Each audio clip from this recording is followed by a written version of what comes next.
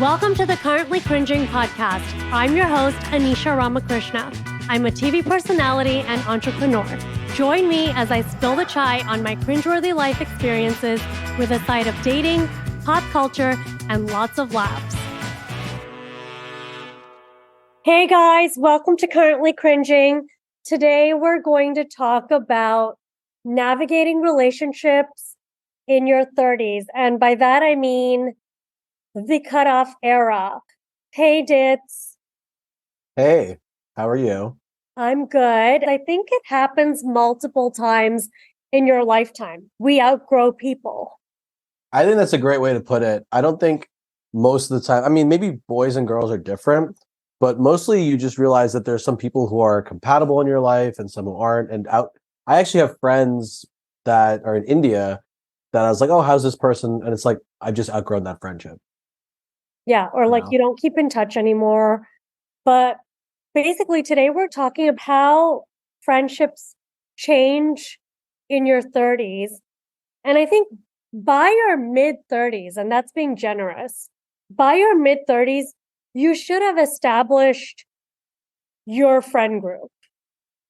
I think there's also, you can have multiple friend groups. You and I are a little social, so we have like different friends from different walks of life.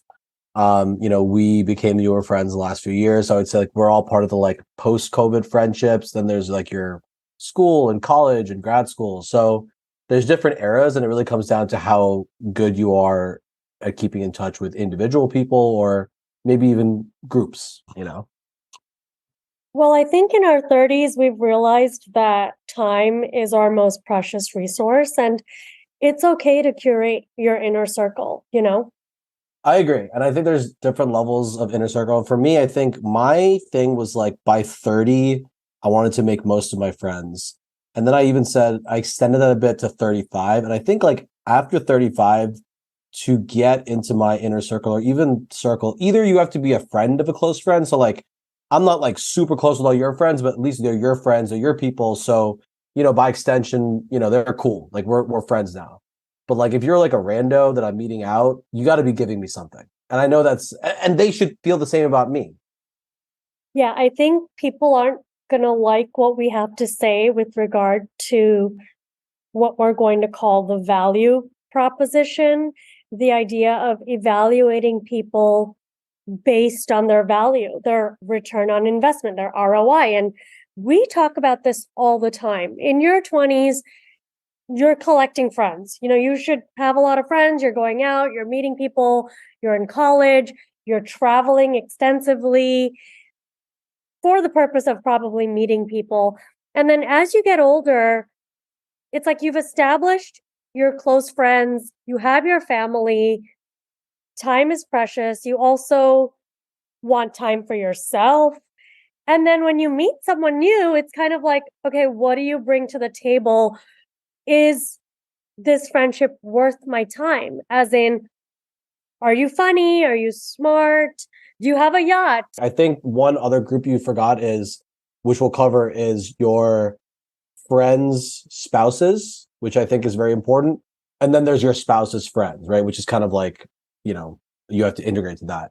And then the other thing is that in our 20s, I remember we used to joke about this term, which was called NVA, and we call them non-value ads. And those people were just like, why are you keep inviting them to stuff? Like you get a couple tries to crack the group, but if you aren't bringing anything to the table, like for example, I had a big 35th birthday party, I invited everyone. And if from 35 to 36, you haven't engaged with me or invited me to stuff, I didn't invite you to my 36th birthday. And there were people who were annoyed they weren't invited to my 36th birthday. But I'm like, you haven't done anything for me in a year. You haven't invited me. You haven't reached out. You haven't done anything. You don't get to just get grandfathered in forever. I agree. Just like my reception, a few people weren't invited, but I haven't spoken to them in a year, nor have they invited me to anything in return. There is like a give and take once you're older. And I think there's also exceptions. Like, let's say you have a childhood friend you haven't talked to in a year or something. That's probably okay. Everyone's busy, whatever. You have those years of high school, college, whatever. But if you're like a kind of newer friend that we met like 3 to 5 years ago and you're not in touch anymore, great. You came to my 30th birthday, you don't get to come to everything. It's like, all good. No hard feelings, you know? Yeah, no hard feelings. And especially for people like me and you, I think we also have an international background. We have lived in other countries for long periods of time, and we're also traveling a lot. So we're trying to maintain those friendships as well. So if you're local, as in you're in America, and you haven't attempted to say hello or even happy birthday, then Yes. I'm not reciprocating when someone in India is making the attempt to talk to me. Yep, I agree. And I think there's also some people that are just not good at keeping in touch. But like if you were there for me during a difficult period of my time, whether it was like a sick relative or mom, whatever, you're kind of always there, right? So those people, I think get a pass. But if you're just someone who's parachuted in and you're not giving me what I'm giving you, then I might just phase you out. I'm not even cutting you off. I'm just phasing you out, if that makes sense.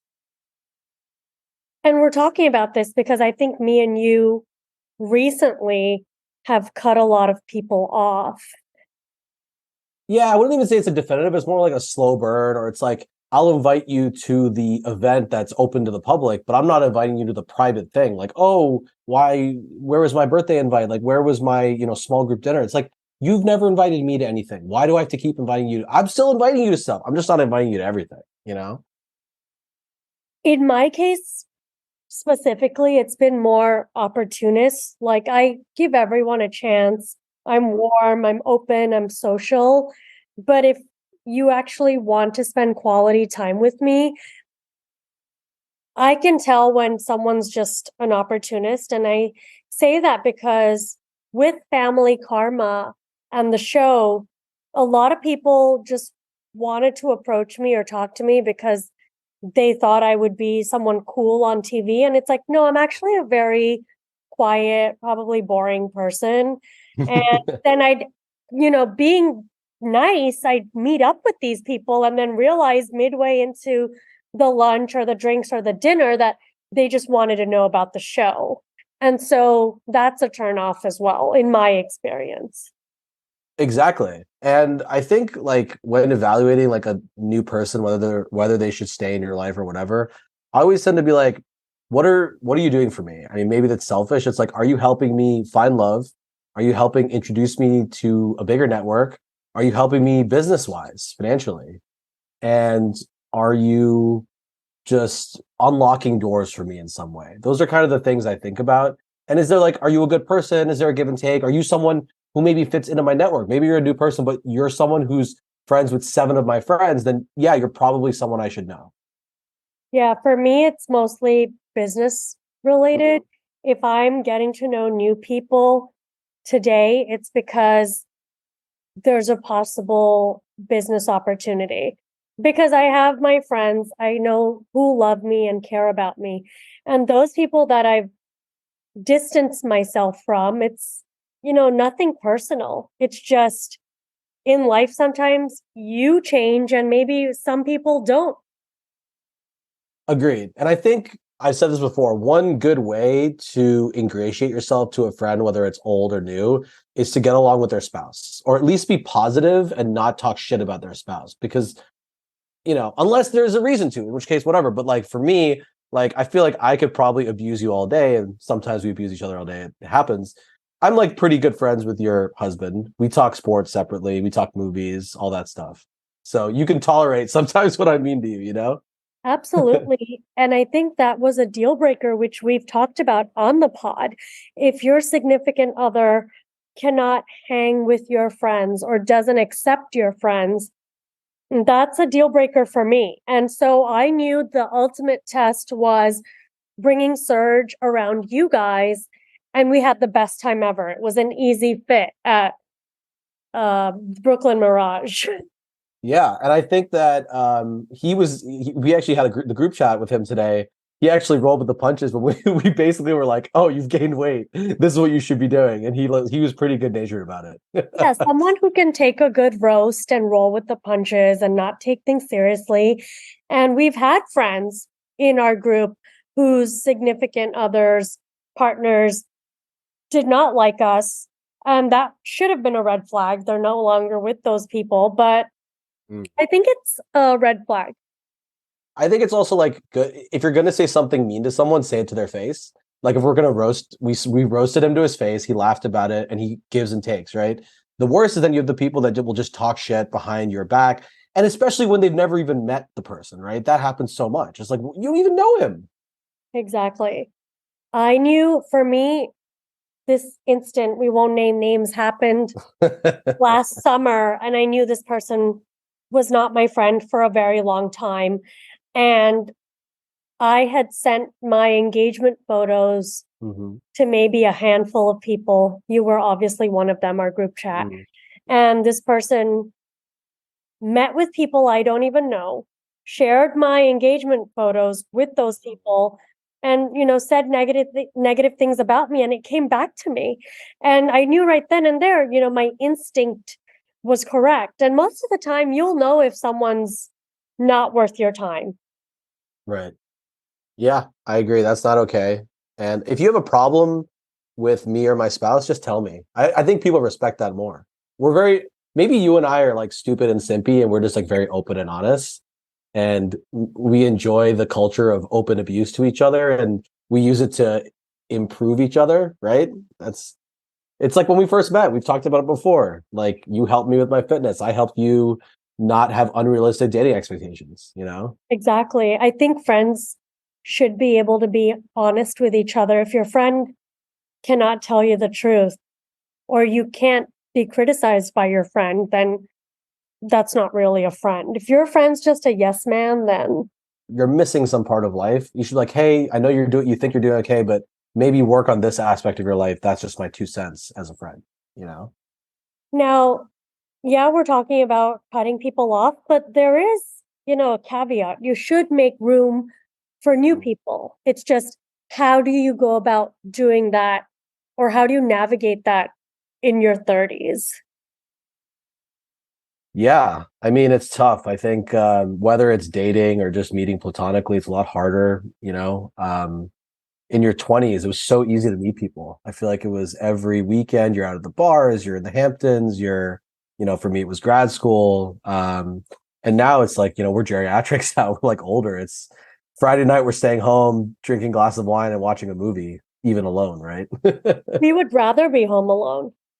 Yeah. Oh, absolutely. I would rather be home alone than be somewhere just to be somewhere, having small talk and unnecessary interactions with most people. And as social as me and you seem, we actually value our me time, respectively. Oh, I love downtime. I love reading. I love like catching up on TV, movies, and just general peace, even going for a walk and listening to a podcast. And I think we're both extroverted to some degree, but also you do need, as we get older, we can cover this later, that you need some time to yourself and that actually recharges you and helps you when you do have interactions with people. So maybe I know how introverts have always felt, right? Like how a lot of introverts will enjoy going to a party and stuff, but for me it has to be like valuable. Like, am I getting something out of it? Am I meeting new and interesting people? Is there a potential partner there, or is it an old friend, or is it someone that can help my business? What different aspects can help my life? Absolutely. I went to a lunch last week just to kind of go to the lunch. It was more like what am I going to get out of this lunch? Was it like a networking meet and greet or something? It was with people I know, but I really didn't want to go because I've met these people a few times, and it's more like I keep giving them ideas, but they don't give me anything in return. And so I called my mom, and she's like, "Well, don't cut it off completely. Go one more time and see what happens if you go to the lunch and you don't contribute any ideas." And we literally just sat there in silence at the lunch. So I knew right then and there, okay, I don't need to meet these people anymore because it's literally me giving ideas, but I'm getting nothing in return. And so I knew then, like, oh, this is the last time I'm having lunch with these people. Yeah. Again, I think it's people have to understand friendship is a two-way street, and you're allowed lull periods or whatever, but you can't just always be the one kind of having something taken from you, or the one organizing or the one reaching out. It has to be kind of a two-way thing. or you just end up in a different tier, right? If you want to be inner circle or second circle, you have to regularly give and take. Yeah, we talk about this again. It sounds harsh, but first tier gets to actually see me and gets regular text messages from me. If you're in second tier, maybe you'll see me, maybe I'll respond to your text. And that's not because I'm an asshole. That's just because the other person has taken multiple days to respond. Like in the beginning, I'm giving everyone the benefit of the doubt. You're getting the response right away. You're going to see me. But once I realize, okay, this person takes more than 24 hours to respond, I've already put them in tier 2. And if you're tier 3 and 4, you have to pay to see me, right? You can see me at the comedy show. Literally, or we can DM and send memes together and not have any actual conversation, which is fine. And if you're tier 1, you get the backstage pass. And that's not being a dick or anything. That's just life. When you reciprocate, right? It's not going to be one-sided. That's all this is. Agreed. I think the dangerous friend is the friend you think is your friend, but they actually either want to be you or be in the circle you're a part of. Me and you have experienced this. I think a lot of people were like very jealous of our little crew and they kept trying to infiltrate our crew, but it's like, you're not, giving us anything. You didn't make any effort. You just want to be in. It's weird.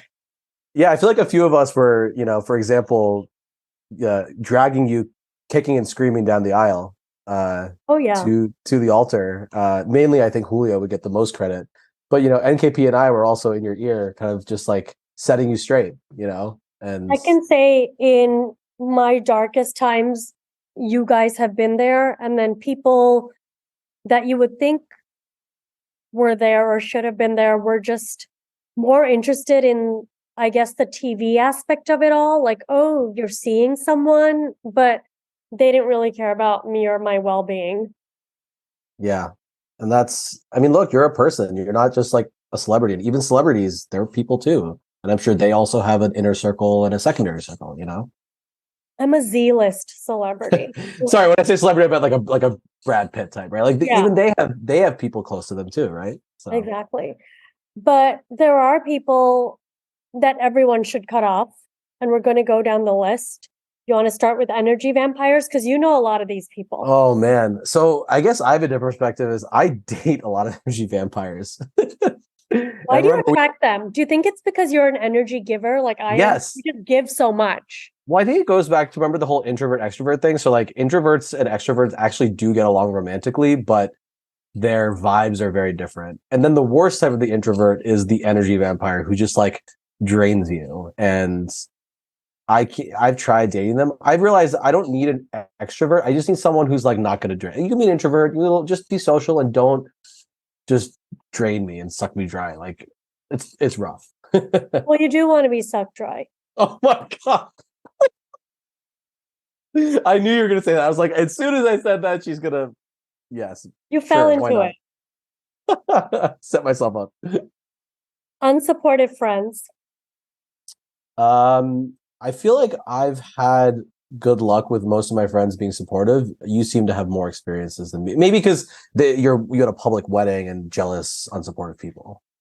I guess, yeah. I've just had friends, during my wedding, my ceremony, and my reception, more than being happy for me, they were just mad that either they weren't invited to my private ceremony or they were mad that my public reception had maybe some influencers there.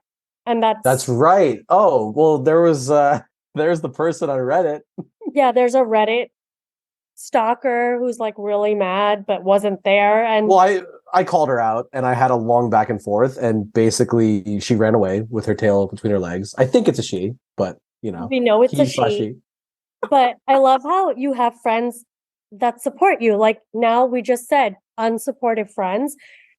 This troll on Reddit, I didn't even know it was up there, but NKP and you follow Reddit and you brought this to my attention and you guys fought for me out there and we support each other. Like, get friends that support you in public. Get friends who will go on Reddit and fight for days in between sets at the gym against random trolls. They fought this troll so hard, she disappeared. She got tired. Yeah. Look, I mean, if you come after my people, I'm coming after you. And that's happened many times in my life, you know? We are like the ride or die simpy friends. We're just simpy people. Yeah, I'm kind of like I'm like a dog. It's like let's say like a Doberman, the dog of my family. Very cute. You can pet me, I'll be very nice, but if you come after my people, I will rip you to shreds. Yeah, the dog version of me is a Rottweiler. Ooh, that's like a Doberman Rottweiler. Yeah. Come I will keep you safe. I will protect you, and I will come for anyone. I feel like the next category of people to drop, it's kind of like what chases you, toxic people, toxic relationships. But I think that's because Wayne Dyer, the father of motivation in the law of attraction, he says, when you decide what you want, you'll come across everything you don't want so that you're clear. And I think that's in your case. Like, you know what you want. You're a happy-go-lucky guy. You're probably one of the most cheerful people that I know, but you keep meeting these trash vibe girls. Yeah, people who kind of want to like bring me down to their weird vibe. And that's why, we talked about this. I'd rather be alone, right? And be happy with my friends and my life than date someone who's going to bring me down and be a little toxic. But do you think that's because, and I have a friend like this, and I'm like this, sometimes you want to be the caregiver, so you attract projects? Yeah, maybe. I should probably talk to my therapist about that. Like people who maybe need some structure, direction, whatever, and I'm happy to give it, but maybe that's not what's right for me long term. Maybe I need someone who's fully formed or at least half baked, you know? Yeah, that's what I realized about myself with friends, especially. Like, I kept becoming friends with people I could help, but then no one was helping me. I agree. But that's what I like about our group is like you and NKP and Cheats type, like those people, we all kind of help each other. I mean, even like Julio, since we all started talking, hanging out, whatever, I've probably lost like 20 pounds of fat, right? Which I like, that's not just like a train or whatever. That's just like constant motivation and abuse. But it's like, then you have the friends who are like, oh, let this guy look like shit forever. And now we all motivate each other to look better. Even NKP, when he talks about all the things he's doing, we're like, well, here are the things you're not doing. And the same thing with Surge today. We're like, okay, you look good in this way, but you could also improve on your protein goals, right? Just stuff like that. But I think that comes because we've all reached a level of individual personal success, and we will help each other, and we'll even set each other up with people that are aligned, because I was there and you're in it right now. A lot of people want you to succeed, but not be better. Yeah, Or that's they'll true. want you to date someone nice, but not better than what they're dating. So, like, they'll introduce you to a troll or a goblin or like a shitty person. That's what I hate. And it's like, especially like, would you date this person? If the answer is no, don't set me up with them. It's insane. And then the other thing is like when I've had those relationships that are good, or at least, one that I covered on the pod, of a really nice girl where it just, timing didn't work out, whatever. People were like celebrating and like actively trying to sabotage that relationship. And I have a different relationship with those people now. Again, not going to name names, but I will not forget that. And anyone who was supportive of my relationship, helped me at the end of it, or even encourage possibly going back to it. It's like, you have my best interest at heart. And then you set me up with people. NKP set me up with you once. I mean, yeah, we're all just trying to help each other, but I think that only comes when you're happy with yourself. And a lot of people just don't want to see you do maybe better than them. That's true. And it's super selfish. The next category, time wasters, people who consistently cancel. Oh my God. Don't get me started. I've experienced this more on dating apps. I don't know how many friends have consistently canceled on me. Is that something you have come across? Oh yeah, I'll meet people again, simp vibes, give them the benefit of the doubt, and then they ask me to meet them. I'm not that person that ever talks about how busy I am or, I'm too busy for this. Like, we're all busy. Okay. And none of us are Jeff Bezos. And I'll make, an appointment with someone at their request, and then they bail at the last minute. And so that now I just like, let's do these voice note meetings if I should even meet you in person. And then, of course, with time wasters, not only is consistent canceling gonna make me drop you, but people that are unreliable. Like if I need something or if I ask you for help and I've already helped you multiple times and you don't come through, we're done. I agree. It sounds the way you said that, it sounds so much like dating. Yeah. Business and dating. Friendship is also like dating. Like, should I be your friend? Yeah. True. And then, of course, differing priorities, like priorities no longer align. And this is not something that's anyone's fault. Sometimes some Right. friends still want to party and go to the club and do drugs. And I'm not about that life. Right. And then there's also for me, it's like I'm okay going out once in a while, but it has to be like a little more wholesome, If it's like a night out with friends and family, if it's a wedding type thing, engagement, 40th birthday, those type of things are nice. I don't need a random night out for no reason. Or am I getting something out of it? Am I going out? Am I meeting people that can help my business? Is there some girl out there that I can meet? Sure, I'll come out, but I think our time and our peace is very valuable. Now what's funny is, back in the day, Friday nights were the most valuable thing for me. Now it's Friday nights in so I can wake up early on a Saturday and have a really good workout and then report back to our fitness group of here's what I ate, here's what I lifted, and then usually getting yelled at. Exactly. We're like, you ate too much. You're like, I ate a piece of sushi. And then, of course, we have our friends that have children. They're still our friends, but maybe I'm going to see you twice a year because you have children and that's your priority, as your children should be. Yes. So it's definitely interesting to navigate the friends with kids. I think it comes down to how close are you to the friends?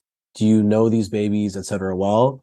And I think no one should really take it personally if you drift away from someone who's single, because they have a very different life than you. Like my closest friends all had kids. We used to go out every Friday, Saturday for like a decade, and now we don't. And the good news is that I don't go out in general on the weekends now as much, but if I were, I would go out with a completely different group of single people. That doesn't mean that the new group of singles are closer to me.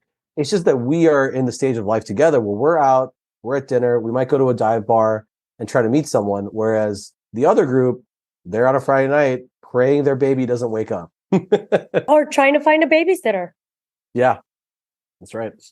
Cutting off isn't about being ruthless. It's more about creating a space for those who harmonize with our lifestyle. That's all it is. Ain't personal, it's business, right? It's like a company. It's like if they're gonna drop the bottom 10%, it's not that you were bad, it's just that you weren't in the top 90%. That's same mentality. So who should you keep in your life? Well, you should keep people that are positive, Mm-hmm. people that value your self-worth. Again, key number 3, mutual effort. Individuals who make as much of an effort as you do to maintain the relationship. That's been my biggest problem with people. I agree. And also I think people who fit well into your life. So like even if it's someone you don't always talk to or whatever, but if they're in your friend group and they say nice things about you, etc., then they're good. They're like a good, maybe they're not a one-on-one friend, but they're a good in the group friend. And it's like every time you meet up, which is twice, 3 times a year, you have a good time. And then finally, keep people around you who genuinely care about your well-being and your success. And a lot of people don't care about your well-being. and your success. And I know that sounds very pessimistic of me. Most people are not looking out for you. I've had this conversation with my mom, and she's been telling me about this for years. And I'm sure your mom also, they kind of went through the same, obviously boomers and us are different in a lot of ways, but they did the same. My mom was like, I used to throw all these events for people, blah, blah, blah. And so many people didn't reciprocate. And she cut people out of her life because they just kept being moochers or leeches, whatever you want to call it. And she's like, I don't want you being the type that just keeps throwing events and not getting reciprocal invites and stuff. Agree. Absolutely. My mom has attended parties, she's thrown parties, but in this stage of her life, she has her close friend group. And she has told me also, beware of people that are jealous or just want to be around you because of who you know or who we hang around with, and they don't really care about you. And then one more group I think we haven't really covered, which is kind of complicated, is family. And I don't mean like immediate family. We can go there. You need boundaries. So for me, I have a very nuclear family with my sister who's been on the pod, my brother-in-law, and my parents. And I don't really have much else. So we have that in common where we have very small families in general. A lot of our friends who are Indian, it's like similar to Italians and a lot of other immigrants. They have like 300 cousins and stuff. Me and you are the anomaly. My entire cousin group is 6 people. Right. Yeah. And I have a few cousins, but there's always weird, relationship dynamics. But I was very close to my cousins growing up on my mom's brother's side, but we don't talk anymore. And one of them lives in New York, and we just aren't in the same phase of life. And the thing is, for me, cousins, the one thing that you have in common that you should have for your entire life is your grandparents. And my grandma lives with us in New York for 8 months of the year. The other part of the year, she's in India at my parents' house as well. And my cousins don't talk to or see my grandma. One's in New York. And for me, that's jail. Like we both exist because of my grandma. So that's something that's changed over time. We used to be very close. And if you're not going to take the subway to see my grandma even once a year, I'm staying with my grandma tonight after we finish potting. I stay with her whenever my parents are away. And I don't do it out of obligation. I do it because I like to. I learn a lot from her. And that's another example of time spent, that's like the time I spent with her is probably more valuable than with my mom because she has less years left, hopefully. And I just feel like that has changed a lot of the relationships in my family is the dynamics of who was there for my grandma when my grandfather passed away like 30 years ago. And certain people disappeared. As soon as the tap was turned off, they disappeared. And then those people tried to come back and you're out. That's a proper, like, I'm cutting you off because you were just there for money or status or whatever. And then you're dead. You're never coming back. Yeah, all these rules apply to family members as well. I don't think family members need to be treated differently. At the end of the day, we're all just people having this experience. I actually am a lot stricter when it comes to family, like where I trust them even less because that's my experience. And my mom, that's coming from my mom because she was the person that would be throwing parties for all sorts of family members. Every Thanksgiving, every Christmas was at her house, cooking for 30 people, simping. I told my mom what a simp was. I said, you were a simp. And as soon as, the good times stopped happening, those people disappeared. And I don't want those people in my life. In my case, we're the only ones in America. So okay. This is it. Well, I love your family. And I love your family too. And I know it's tough for a lot of people listening who have that situation where it's not their friends, it's their family.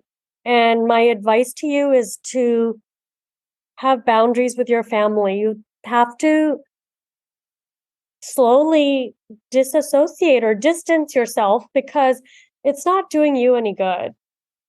I think my big advice is family is not blood. It's not. Family is how you treat each other and the things you do and quality time and all that good stuff.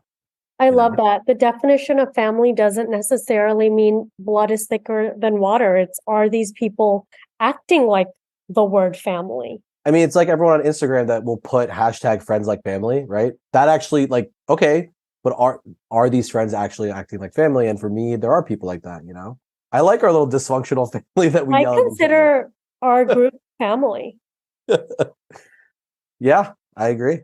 And Like I've known Julio since he was 4. yeah, that's crazy. And I guess, yeah, I realize Neil, I've known him for about a decade now. And I've known Neil my entire life too. we yell at each other all day, every day. Exactly. The next topic, and I know people like this. Again, I don't want to judge, but when people don't have friends, a lot of people, they're like, I don't know where to meet people. I don't have friends. And they're maybe in their mid-20s or their mid-30s. I think that's a red flag. I Why agree. don't you have friends? I've dated people who don't have friends. And for me, that's tough because, you know, we're the same. We both have big friend groups, big circles. And that's something that's kind of, I don't even know if red flag is the right word. It's just we're not compatible. I think if you don't have friends, you should also invite or date someone with a small circle, and you can both have your 2 friends that you go to every now and then. It just won't work for someone like me. And by friends, I'm not necessarily saying you need 50 or even 10 friends. I'm just saying, do you have 3 close friends? Some people don't have 3 close friends. Yeah, that's not great. And I think another thing is I've dated people that are new to New York, which is where I live, and they don't know people at all, which again, not their fault, but I do think that, you know, New York is a place where you can make you must know someone here, right? Like you moved here, you make friends through work. I don't know. Well, because we're here to always advise, even though we don't listen to our own advice. And yeah, I am knocking you, I guess, if you don't have friends, but how do you make friends across the decades? And we're here to help. So in your 20s, you can, I guess, attend social events, go to meetups, attend parties, pursue hobbies. People don't do that enough. I think one you can join a sports league. We did kickball. We made friends through kickball. You know, soccer, anytime type of leagues like that. Drawing classes, pottery, all those type of things. Right? Those are ways to make Yeah. friends.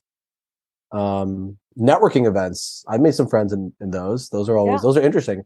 You kind of like these are the work people here, but oh, maybe there's some people that we get along, and maybe you have some mutual friends. Um, any others? Yeah. I mean, in your 20s, you should be at everything, doing everything, just doing the most. Like in If you're bougie, if you're bougie like us, you go to masters and you make a big group of friends there. yeah, if you go to if you're bougie, then you get a master's to waste 2 more years, in my case, to avoid getting married. Yeah, you got your MBA, NKP, and I met in our MBA program, and then I met. Also, for me, was interesting is obviously made good friends in my MBA program. The friends of friends from MBA program was actually really good. You technically would count as one of those. Like you and Neil were home friends. I met you through him during COVID, right? Exactly. And this has nothing to do with this podcast episode, but I don't recommend you getting a master's unless you're going to be a doctor, an engineer, or a lawyer. It's a waste of time. Unless you want to have fun and get an MBA.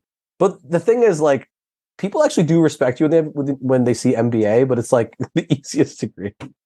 So the easiest degree, and some people do it for the wrong reasons. Like me, I got one to gain 2 more years of not having pressure to get married. Well, some people go for their MRS degree at an MBA program. Exactly. Misses. Some people go to get an MBA to meet their husband. But for that, you gotta get in, I'd advise like top 20 school. Yeah.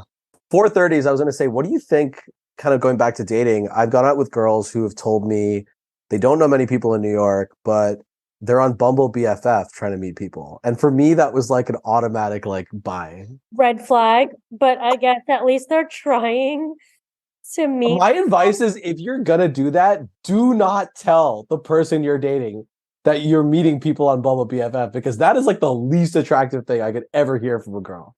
Yeah, don't tell anyone you're trying to meet people on Bumble BFF. Like, go to the park. I don't know, like go join a pottery class, like we said earlier, or go to the gym. Yeah, I was gonna say, our workout classes or running clubs or those, I think bike groups, like you can go for bike Yeah, you rides could or do that. And that, in fact, that makes me interested because, oh, you actually want to learn something or you want to do something versus you went on Bumble BFF and What are those dates like? join a cooking Dates? class. I don't know. Just I don't think. say you're doing that. Side note: can you imagine being dumped on Bumble BFF by someone you met? It's like you've been out 2 or 3 times. Like, hey, it's been nice, but I don't want to see you Been anymore. nice, but I don't want to be your friend. You might not like what you're hearing, but we're actually trying to help people. All we're doing on this podcast, that's the perfect way to state it. We're being your friend. You're actually getting a glimpse into the group chat, which is like 500 messages a day. And golden advice that you're getting for free. Exactly. This is actually our group chat. The listener is listening to our group chat. We're just the voices, public voices of it. Exactly. And we're going to tell you what no one else is going to tell you. You're going to hear it here. Couldn't agree more. I think you're going to next cover 30s and 40s. Yeah. How do you make friends in your 30s? So for me, it's, as I mentioned, the friends of friends has been a big part of my 30s, making friends, especially like a lot of my friends I always refer to my guy friends who are married with kids. They have a few friends that we actually became friends because, they're single and they're not seeing the mutual friend that is now married with a baby. So we go out together, as single friends, whatever. And that's kind of like the newer group in our 30s, I think. Yeah, I think for me, I've made some amazing friends on this comedy tour. And the way it's been genuine is these aren't people that sent a DM asking for something, right? Like, or wanted to meet me because they were in the same city or they're a fan of the show. They genuinely came to the comedy show because they thought I was funny and relatable. And then after the show, we start talking and we seem to have a lot in common. And that's how we become friends. Like some of these people drove 2 hours from 2 towns away from Portland, for example, to come to the show. And they stay after and we start talking and we have a lot in common. And so the people that actually show up have been good friends. Yeah, absolutely. It's kind of cool that you get to meet people that way. It's very organic. And I feel like with comedians, you hear them and you kind of get a window in their life, and then you're kind of more open to talking afterwards. Yeah. And it's just not like some DM where someone just wants to schmooze and meet you. It's like they made the effort already by coming to the show. And then becoming friends is like a lucky bonus for both me and the person who came to the show. I think what's interesting is like, it just, I know we're in the digital age and the swipe era. It's made things so kind of hard to meet people, and also they're less organic. I think when you go to these in-person events, it's just better because you kind of like share an interest. Like, hey, I'm into comedy, right? I'm into biking. I'm into a pottery class, right? You already share something, and that goes for both dating and friendships. So I wonder if we're like at the end of the apps swiping Bumble BFF era. I mean, we read a statistic, that as a society, we're so numb to everything, including sex, that slowly we're going to shift into more of a traditional way of living. People are going to get married again. People are going to have values. I hope so. I mean, I wonder because Gen Z, we always talk about them. They're not hooking up. They're online all the time and probably meeting in random metaverse video games. I don't even know what they're doing. I don't know what they're doing either, but I also think they might carve the way back to making friends organically without the internet, just because by the time they're in their mid 30s, we're going to live in a robotic world. Oh God, I'm scared. And then what about people in your 40s plus? Like, how do you make friends? I think vacation. Isn't that like a way that people make friends? That's what I've been hearing. My aunt has been a widow since she was 46. She's now 70.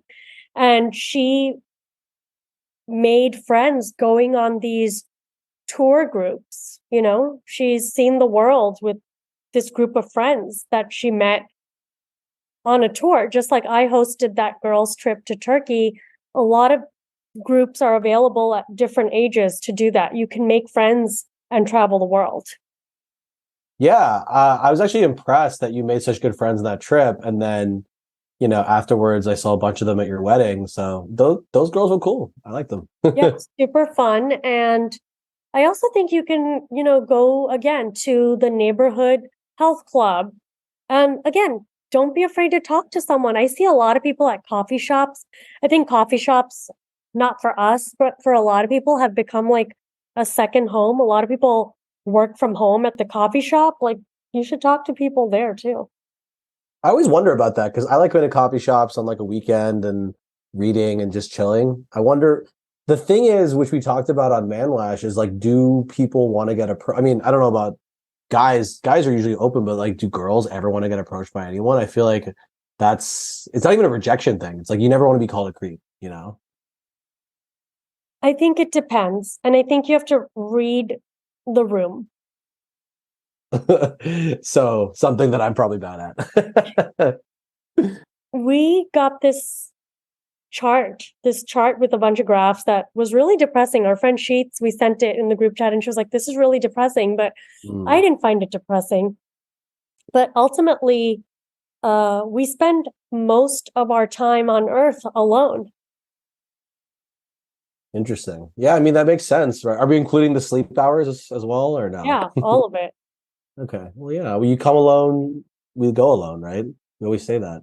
Yeah. So, yeah, apart from friends and meeting friends and your partner and your job and your coworkers, ultimately you need to love yourself. But according to the statistics, peak time spent with your family in your childhood declines after the age of 20. So, after 20, you don't really spend time with your family anymore. Unless it's you and me, right? Because I've worked with my family, and you live with your family for quite some time, actually. So you actually, I know we always talked about you being in boomer jail, but you also kind of got a gift, which was to spend time with your parents and grandparents. And any chance I get, I go home. Any chance. Literally, like every other week, I'm going You home. complain about Miami in the group chat, but you're there every third weekend. Literally.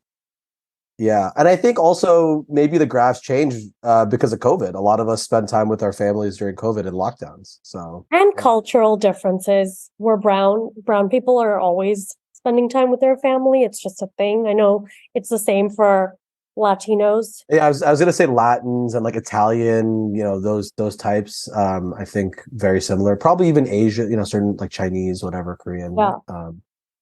And then peaks in friendship decline after your 20s, which makes sense, like you start working, then you get married.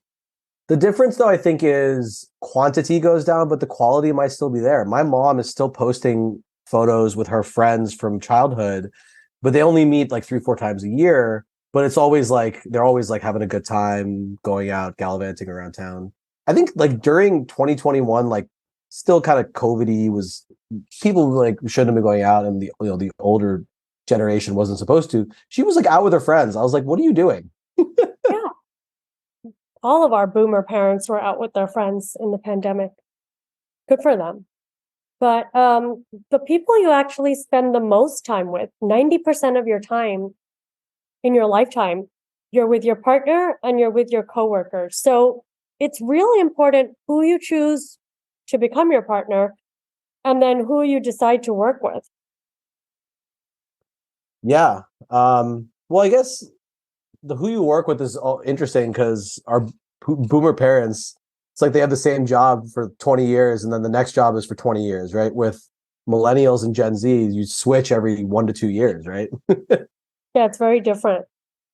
But ultimately, I think you have your career once you're established, you stay. True. Absolutely. And I think the chart mainly said that who you marry is the most important decision you make in your life. And that's the person you're going to spend more time with. And that's going to only increase, right, as you get older. Yeah, time with your spouse increases till death. It just keeps increasing. Except you. You seem to be alone at home all the I'm time. alone 14 hours a day, which is why it works. Space is the new sex. Yeah, you're like living the dream, which is just like, you sleep in the same bed. Yeah, I can't imagine being with someone 24/7 all day, every day. It's a little But much. some people enjoy that. Like I was talking to one of my friends whose parents like almost every night they're together. Meanwhile, you enjoy that he'll be like on an overnight and then you're away on a comedy tour for like 2 weeks and then you come back and it works. Yeah, while we're young, that's you should be hustling and moving around, But for now, we gotta hustle. True. Absolutely. Or you can do is like a mix of like, you do your vacation time, weekends, whatever together. But like during the week, you just don't see each other. I think both our dads were always on the road actually for us growing My up. dad didn't see me till I was 3 months old. Whoa, really? My dad was working. He traveled six Interesting. months out of the year. What's interesting for me is I like live with my grandparents for like the first year of my life. And my parents would like come in and come like they'd like parachute in every now and then. I would just and my grandparents loved it. Maybe it's different because my grandparents were younger. They were like 59 and 55. So like it was different versus now since we're all old and all our friends' parents, the grandparents, they're like, they're 75, they're 80. Yeah, my kid, when the kid has grandparents, my parents will be in their mid 70s. But your mom is gonna look like she's 45. Yeah, but they are tired. It's true. Very true. But yeah, I would spend summers with my grandparents in Dubai. We were sent to Dubai for the summers. They're set for the summer and it's like please take care of these and then your parents are gallivanting around the world somewhere. Yeah, I don't know what they were doing now that I look back. I should ask them, like, hey, what were you doing the summers we were gone? Probably sleeping. Probably just living a normal life. And then, Yeah. of course, like we said, time with yourself increases to the end of your days. You spend the most time with yourself. I think it's important to love yourself for that reason. And I think that is the root of this podcast, Currently Cringing, and something that me and you promote because we've been through so much self-hate. Oh my God. I feel like I was such a different person back in like 2019, say. I really hated myself. And I wouldn't say I fully love myself, but I like myself a lot. And I wouldn't be friends with the older version of me, or sorry, the past version of me. That person, for me, the older version of me, was a downer. Yeah, same. And I think I'd be friends with a year ago me, but not 3, 4 years ago, like right before COVID. I think it's like COVID almost like made us better and like change our lives. Yeah, well, people were suffering in COVID. Unfortunately, there's a few happenstance lucky stories like ours where we thrived, we got better and came out of it stronger. I became a different person in COVID. I really learned to love myself, and that's kind of when everything fell into place for me. Yeah. And that's when we met each other and we were both in very transitional periods, I think. And you were I'd like, say we were at rock bottom.